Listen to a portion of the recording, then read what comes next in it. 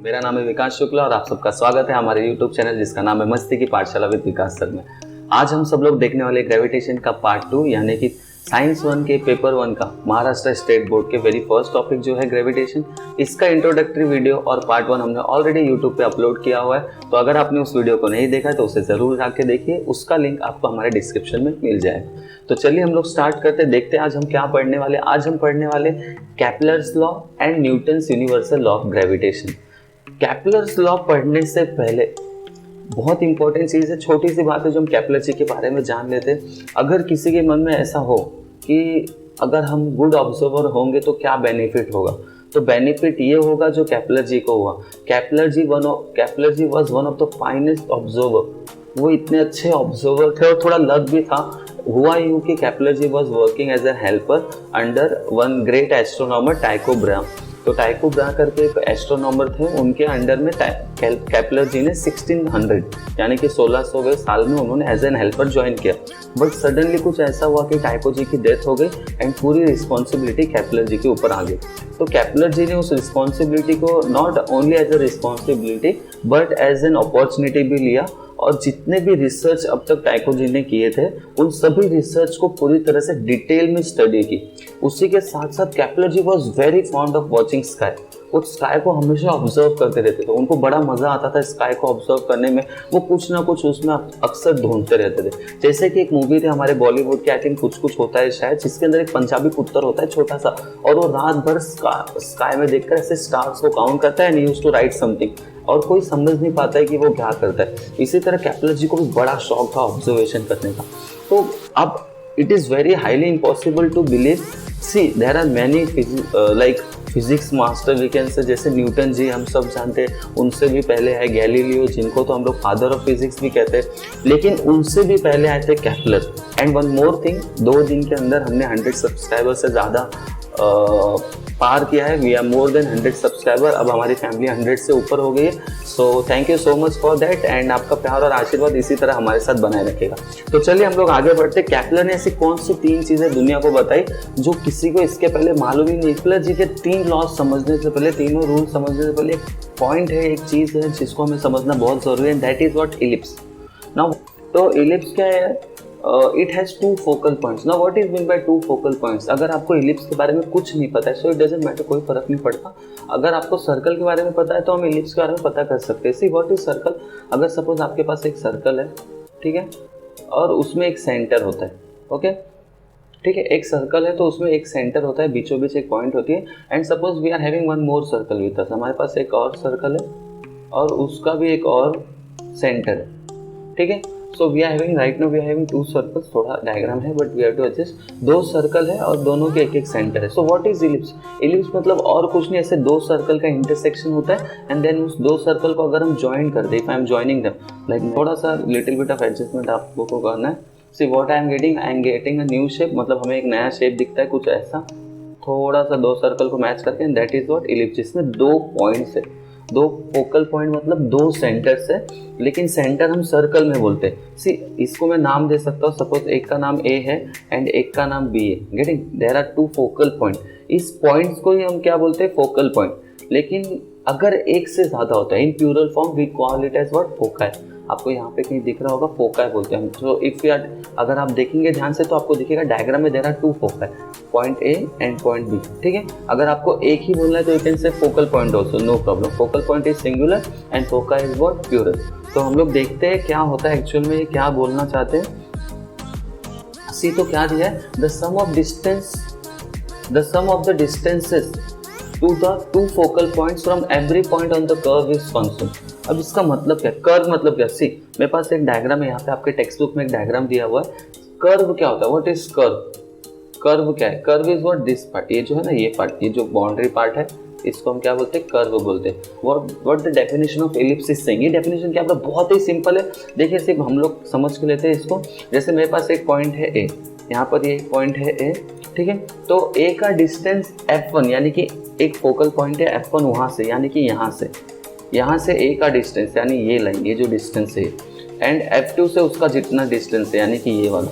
If we are adding both of this, यानी कि suppose I am writing, अगर मैं लिख रहा हूँ ए f1 प्लस ए f2, ये डिस्टेंस किसके इक्वल होगा? टेक एनी अदर पॉइंट, कोई भी एक पॉइंट ले लो आप कहीं पे भी on the curve of that ellipse. जैसे फॉर एग्जांपल बी है, यहाँ पर बी को भी एक ले लेते हैं हम लोग। तो बी एक अगर एक पॉइंट है तो उसका जो डिस्टेंस है F1 से प्लस उसका जो डिस्टेंस है F2 से, ये इक्वल होगा। For example, just for the sake of example I am saying कि सपोज ये 6 है, मतलब ये 6 है प्लस ये 4 है, दिस पार्ट इज 4, तो 6 plus 4 will become how much? 10। Similarly now suppose कि BF2 कितना है? 7 है, this is 7, this part is what? 7, and this will how much it will remain? कितना बचा है अभी? Only 3 is left, so will write 3 over here, sorry, so I am writing 3 over here, so this will be 3 plus 7, that is also 10. Means always the distance between points, the distance of any point from both the focal are always same. मतलब ये उनका कहना था। See here also it is written AF1 plus AF2 is equal to BF1 plus BF2 equal to CF1 plus CF2। ये Kepler जी का ये कोई, इससे कैप्लर जी का कोई खास लेना देना नहीं है, लेकिन कैप्लर जी ने एक ऐसा फर्स्ट लॉ बताया जिसमें इलिप्स का, यानी कि ये जो इलिप्स हम लोग पढ़ रहे हैं, इस इलिप्स का बहुत इंपॉर्टेंट यूज है, इसीलिए हम लोग को ये जो लॉजिक है वो समझना बहुत जरूरी था। गेटिंग? इलिप्स के कुछ और इंपॉर्टेंट चीजें जो मैं आपको अभी बता देता हूँ। कुछ मेरे पास एक छोटा सा इलिप्स है, ठीक है, तो इलिप्स के बीच में ये जो पार्ट है, जैसे सर्कल में हम लोग इसको डायमीटर बोलते हैं, करेक्ट है, और ये जो पार्ट है इसको हम लोग क्या बोलेंगे? ये एक्सिस को we will call it as major axis. हम इसको क्या बोलेंगे? Major axis. एंड यहाँ से जो छोटा सा आएगा डायमीटर टाइप जो सर्कल में होता है, इसको हम लोग क्या बोलने वाले? Minor axis. इसको हम क्या बोलते हैं? माइनर एक्सिस, ठीक है। So there are 2 axis in an ellipse. 2 तरह के एक्सिस होते हैं। जो सबसे बड़ा वाला एक्सिस होता है उसको हम लोग बोलते हैं मेजर एक्सिस, और जो छोटा सा एक्सिस होता है उसको बोलते हैं माइनर एक्सिस। याद करना भी बहुत सिंपल है। मेजर साहब होते हैं मिलिट्री आर्मी में, तो मेजर साहब हम लोग जो छोटे पोस्ट पे होते हैं या फिर जो नए आए होते हैं, जो नए रिक्रूट होते हैं, उन्हें हम लोग मेजर साहब नहीं बोलते। मेजर साहब कौन होता है? जो सीनियर होता है, जो किसी बड़े पोस्ट पर होता है, बड़े पोस्ट पर। तो जो लाइन जो एक्सिस बड़ी होगी उसको हम लोग बोलेंगे मेजर एक्सिस, और जो लाइन छोटी सी होगी उसको हम लोग क्या बोलेंगे? Minor axis. अच्छा देखिए, इसके बाद हम लोग अब जाते हैं कैप्लर जी के रूल के ऊपर। Will go to the laws of Kepler. Kepler ने हमें कौन कौन से 3 इंपॉर्टेंट लॉज बताए। सबसे पहला लॉ कैप्लर का क्या बोलता है? सी, कैप्लर जी ने सबसे पहली चीज दुनिया को क्या बताई जो दुनिया को अब तक मालूम नहीं थी? The orbit of a planet is an ellipse with the sun at one of the focus. अभी यहाँ पे कुछ चीज़ें आपको मालूम पड़ चुकी है। फॉर एग्जांपल आपको पता चल चुका है व्हाट इज इलिप्स। इलिप्स क्या होता है? सन तो भाई जग जाहिर है, वी आर इंडियन, हम तो सूरज जी की पूजा भी करते हैं, तो वी नो व्हाट इज सन। यहाँ पर अब एक चीज़ है ऑर्बिट। ना व्हाट इज ऑर्बिट? ऑर्बिट क्या होता है? लाइक फॉर एग्जांपल अभी हम अगर सोलर सिस्टम की बात करें तो हमारा sun is in the middle, sun is in the middle, sun के अराउंड बाकी सब प्लैनेट गोल गोल घूम रहे। तो जिस चीज़ पे वो घूमते हैं इसको हम लोग क्या बोलते हैं? This is called as what? Orbit. जिस रिंग के ऊपर हम लोग घूमते हैं, और सपोज एग्जांपल लेते हैं कि हमारा अर्थ है, ठीक है, तो ऑर्बिट क्या होता है? जिस रिंग पर वो घूमता है उसको हम लोग ऑर्बिट बोलते हैं। लेकिन अब तक हम सब समझते आए थे कि वो जो ऑर्बिट होता है वो कैसा होता है? सर्कुलर होता है। वो ऑर्बिट कैसा होता है?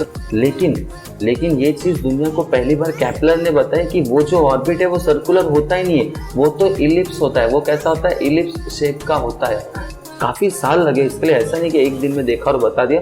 काफ़ी साल उन्होंने इसके पीछे दिया, and then he told us कि उन्होंने दुनिया को बताया कि जो ऑर्बिट है वो सर्कुलर नहीं है, वो इलिप्स है। वाह, कमाल है। और एक और चीज़ उन्होंने बताया कि इलिप्स तो है, लेकिन अब इलिप्स है तो वहाँ पर 2 फोकल पॉइंट होंगे जिनको हम फोकाई बोलते हैं। यहाँ पे आप देख सकते हैं फोकाई लिखा हुआ है। सी, फोकाई लिखा है। फोकाई क्यों लिखा है? बिकॉज एक से ज़्यादा फोकल पॉइंट है।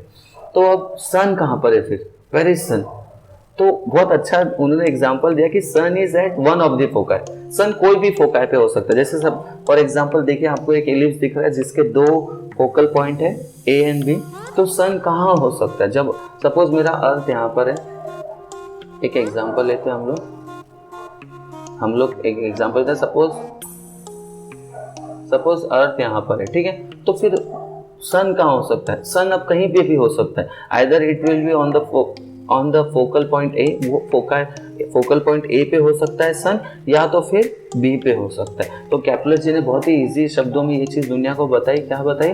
कि the orbit of a planet is ellipse. जो हमारा प्लैनेट है जिस ऑर्बिट पे वो घूमता है वो इलिप्टिकल शेप का होता है, और जो सन होता है आइदर वो ए पे होगा या तो फिर वो बी पर होगा। मतलब सन का पोजीशन कहीं पे भी हो सकता है, आइदर ए पे हो सकता है या फिर बी पे हो सकता है, ठीक है। So this was the very first rule, बहुत ही सिंपल है, बहुत ही इजी है। याद रखना है आपको, क्या याद रखना है, केपलर जी का फर्स्ट रूल क्या था, the orbit on which the planet is revolving that is elliptical in shape and sun is at one of the foci. Simple, elliptical shape है और सन किसी एक फोकाई पे है, दैट्स इट, ठीक है। आगे बढ़ते हैं हम लोग सेकंड चीज देखिए। अब ये और भी कमाल है, मतलब ये और भी ज्यादा कमाल, मतलब ये चीज भी उन्होंने सिर्फ देखकर और सोच समझकर ऑब्जर्वेशन और कुछ जो पढ़ाई रिसर्च वगैरह जो थी उनके पास, उसके बेसिस पे उन्होंने ये चीज भी बताई। क्या बताया उन्होंने, the line joining the planet and the sun sweeps equal areas in equal interval of time. Now what is this, ये क्या है, चलिए देखते हैं डायग्राम के थ्रू समझिए। फॉर एक एग्जांपल लेते हैं हम लोग। देखिए हमारा सन यहाँ पर है, इस वाले फोकल पॉइंट पे है, ठीक है, एंड ये एक प्लैनेट है ए, कोई भी प्लैनेट हो सकता, अर्थ ले लेते हैं, ठीक है। एंड हमको पता है कि अर्थ को एक रोटेशन कंप्लीट करने के लिए अराउंड द सन कितना टाइम लगता है, it is nearly 1 year. 1 year mean for 365 days approximate, ठीक है। तो 365 डेज लगता है अर्थ को। तो हम लोग एज्यूम करते हैं कि सपोज अर्थ यहाँ पे 25 डेज लेटर, 25 डेज के बाद हमारा अर्थ यहाँ पर आ गया। 5 डेज अर्थ ने यहाँ का पूरा एरिया कवर करके अर्थ यहाँ तक पहुँच गया। तो वो क्या रही, earth is making one angle with that sun. Earth क्या कर रहा है, एक एंगल बना रहा है, और अगर हम तीनों को ज्वाइन करेंगे तो will get one shape something like this. हमको कुछ ऐसा शेप मिल रहा है, this is called as what, sector. You are going to learn to find all this area of this shape also. Mensuration करके एक टॉपिक है, 10th स्टैंडर्ड का ही टॉपिक है, आपको बड़ा मजा आएगा। You can find the area of this particular shape also, मजा आएगा उसमें भी, ठीक है। तो इसका कुछ एरिया है, सपोज इस पार्ट का कुछ area, we are taking that area is A1। हम लोग इसको क्या ले लेते हैं, A1। फिर कुछ टाइम बाद और देखते हैं हम लोग। Now suppose the position of earth is over here, हमारा अर्थ यहाँ पर है, ठीक है। तो हमारा अर्थ यहाँ पर है, तो अगेन मतलब सेम 25 डेज के बाद क्या हो गया, हमारे अर्थ का पोजीशन ये हो गया। तो फिर से कुछ पर्टिकुलर एरिया है जो वो कवर कर रहा है। तो suppose this area we are taking as what, A2। इस एरिया को हम लोग क्या ले रहे हैं, A2। Now again after some time we are taking one more example. अब सपोज हमारा अर्थ यहाँ पे, फिर 25 डेज के बाद क्या हो रहा है, वो यहाँ तक पहुँच रहा है एंड फिर से वो कुछ एरिया कवर कर रहा है, जिसको हम लोग क्या ले रहे हैं, A3। गेटिंग। अब केपलर जी का क्या कहना था कि अगर आप इक्वल इंटरवल का टाइम लोगे, like here we have taken the time interval that is 25 days, here also we have taken 25 days and here also we have taken 25 days. अगर आप इक्वल इंटरवल ऑफ टाइम का gap लेंगे and then जो area earth या कोई भी planet SVEEP करेगा, कोई भी जो भी एरिया स्वीप कर रहा है वो around the sun, that will also remain same. जैसे उनका क्या कहना है कि A1 will be equal to A2 will be equal to A3, ऐसा उनका कहना था। और ये मैं फिर से बोल रहा हूँ, अगर आपको ये टॉपिक समझने में इतनी सी भी डिफिकल्टीज हो रही है ना, तो आपके मन में केपलर जी को लेकर रिस्पेक्ट बहुत बढ़ जाना चाहिए, क्योंकि हम वो चीज़ समझने में हमको डिफिकल्टी हो रही है जो चीज़ उन्होंने सिर्फ देखकर बता दी। सोचिए फिर वो कितना जीनियस होंगे, ठीक है। तो उनका बहुत ही सिंपल कंसेप्ट था कि अगर आप इक्वल टाइम इंटरवल में जाएंगे, इक्वल इंटरवल ऑफ टाइम होगा, तो यहाँ पे दिया हुआ है क्लियरली, हम लोग देख सकते हैं। सी इक्वल इंटरवल ऑफ टाइम, यहाँ पे आप देख सकते हैं, देखिए इक्वल इंटरवल ऑफ टाइम में वो क्या करेगा, स्वीप्स इक्वल एरिया, स्वीप्स और इक्वल एरिया, मतलब ये तीनों एरिया क्या है, सेम है, अगर वो सेम टाइम की बात करे तो। गेटिंग। तो ये आपको ध्यान रखना है, सेकंड रूल है, the line joining the planet and the sun swipes equal area in equal interval of time. तो कुछ और चीज़ें जो मैं आपको बताना चाहूँगा, जैसे फॉर एग्जाम्पल जैसे हम लोग इसको पहले ले लेते, पेन ले लेते हम लोग, ठीक है। तो इफ़ यू नोटिस ये वाला जो पार्ट है that is very close to sun and ये वाला जो पार्ट है that is very far away from the sun. ये चीज़ कैसे आपको ऑब्जेक्टिव्स में आ सकती है, लाइक फॉर 1 मार्क्स, और इसलिए बता देता हूँ, ये ज़रूरी भी है कि आप इसको याद रखें, इसमें कोई डिफिकल्ट नहीं है। The part when the planet is very close to earth, that position is called as what, perigee. उसको हम क्या बोलते हैं, पेरिजी। एंड जब वही प्लैनेट सन से सबसे दूर डिस्टेंस पे होता है, सबसे ज़्यादा डिस्टेंस पे आता है, तब हम उसको बोलते हैं अपोजिट। क्या बोलते हैं हम लोग उसको, अपोजिट। ये आपको 1 मार्क्स के लिए आ सकता है, कोई बहुत डिफिकल्ट नहीं है, याद रखना है। जब प्लैनेट सन के सबसे नज़दीक होता है तो हम लोग उसको बोलते हैं पेरिजी, एंड जब वो सबसे दूर होता है तो हम उसको बोलते हैं अपोजिट। ओके, आपको ध्यान रखना है ये चीज़। तो केपलर का सेकेंड लॉ क्या था, केपलर का सेकंड लॉ क्या बोलता है, line joining the planet and the sun sweeps equal area in equal interval of time. बहुत ईजी था, कोई डिफिकल्ट नहीं था, आपको ध्यान रखना है। तो पहला रूल हमने पढ़ा, सेकंड लॉ हमने पढ़ा। अब हम लोग देखते हैं केपलर जी का थर्ड लॉ जो उन्होंने दुनिया को बताया। चलिए देखते हैं वो लॉ क्या था। केपलर जी थर्ड लॉ में क्या बोलते हैं, the square of its period of revolution around the sun is directly proportional to the cube of the mean distance of a planet from the sun. मतलब कहना क्या चाहते हैं, मतलब केपलर जी का ये कहना था कि अगर मेरे पास एक, फिर से हम लोग देख लेते हैं, सपोज एक हमारे पास एक छोटा सा इलिप्स है, ठीक है। तो अब हम सबको पता है कि एक प्लैनेट अगर इसके अराउंड में गोल गोल घूम रहा है तो उसको कुछ ना कुछ टाइम लगेगा। तो टाइम को हम लोग क्या ले लेते हैं, T. We are taking the time as T. तो उनका क्या कहना था कि if you are taking T का स्क्वायर अगर हम लोग ले रहे हैं तो that will be directly proportional. Directly proportional मतलब क्या, डायरेक्टली प्रोपोर्शनल मतलब अगर एक चीज़ बढ़ेगी तो दूसरी भी बढ़ेगी। जैसे फॉर एग्जांपल लॉकडाउन में फ्रीडम्स बढ़ा दिए, अभी लॉकडाउन खत्म हो गया, हमारे देश में क्या हो गया कि लॉकडाउन में फ्रीडम्स बढ़ते जा रहे हैं, फ्रीडम बढ़ते जा रहे हैं, तो उससे प्रॉब्लम क्या हो रहा है कि कोरोना के केसेस भी बढ़ते जा रहे हैं। So this are what directly proportional. हमें जितना ज़्यादा फ्रीडम मिलेगा, हम जितना ज़्यादा बाहर घूमेंगे, उतने ज़्यादा केसेस हमारे देश में बढ़ते जाएंगे। And what is inversely proportional, तो इनवर्स प्रोपोर्शनल क्या होता है, इनवर्स प्रोपोर्शनल वेरी सिंपल, जितने ज़्यादा वैक्सीन होंगे हमारे देश में उतनी कम बीमारियाँ होंगी। जैसे पोलियो का है एंड अदर बीमारी का है, तो पोलियो की वैक्सीन हमारे देश में आ गई है बहुत पहले से, बहुत एडवांस वैक्सीन है, अच्छी वैक्सीन है, बहुत ज़्यादा वैक्सीन है, तो उसके केसेस बहुत कम है। कम क्या नहीं है, हमारे देश में पोलियो के केसेस है ही नहीं। तो that is what inversely proportional. जब एक चीज़ बढ़ता है तो एक कम होता है। जैसे फॉर एग्जांपल ऑनियन के रेट्स बढ़ गए थे तो हमने उसका कंजप्शन कम कर दिया था, हम उसको कम खाते थे, करेक्ट है। लेकिन जैसे फॉर एग्जांपल कोई चीज़ ले लो कि अगर बारिश अच्छी होगी तो फिर फसल भी अच्छी होगी, फार्मिंग अच्छी होगी, खेती अच्छी होगी। So that is what direct variation. तो यहाँ पर उनका क्या कहना है कि अगर t is the time taken by planet to cover one rotation, तो t का स्क्वायर मतलब उसका square will be directly proportional to what, किसको प्रोपोर्शनल होगा, वो r क्यूब को। ना व्हाट इज r क्यूब, ये रॉन्ग हो गया यहाँ पर, this should be like this. Okay, r cube क्या है, mean radius, mean distance of a planet from the sun. जैसे हम लोग ने देखा इलिप्स में क्या होता है कि डिस्टेंस इज नॉट सेम। यहाँ पर डिस्टेंस छोटा था, फिर यहाँ पे थोड़ा बड़ा हो गया डिस्टेंस, फिर यहाँ पे और बड़ा हो गया, फिर यहाँ पे, मतलब डिस्टेंस चेंज हो रहा है। तो एक ही डिस्टेंस नहीं, डिस्टेंस इज चेंजिंग कंटिन्यूसली। इसलिए उन्होंने क्या बोला, mean distance. Mean means what, average. आपको इस रेडियस का एवरेज निकालना है, फिर उसका क्यूब लेना, और ये दोनों क्या होंगे, डायरेक्टली प्रोपोर्शनल हो जाएंगे। अब ये चीज़ इतनी ज़्यादा इम्पॉर्टेंट है, आपको इससे समझेगा कि ये चीज़ को न्यूटन जी ने भी इस्तेमाल किया ग्रेविटेशन का फॉर्मूला डिफाइन करते वक्त। सोचिए, कमाल है ना। मतलब ग्रेविटेशन का जब उन्होंने फॉर्मूला डिफाइन किया तो इस फॉर्मूले को उन्होंने यूज़ किया, इस चीज़ को उन्होंने यूज़ किया।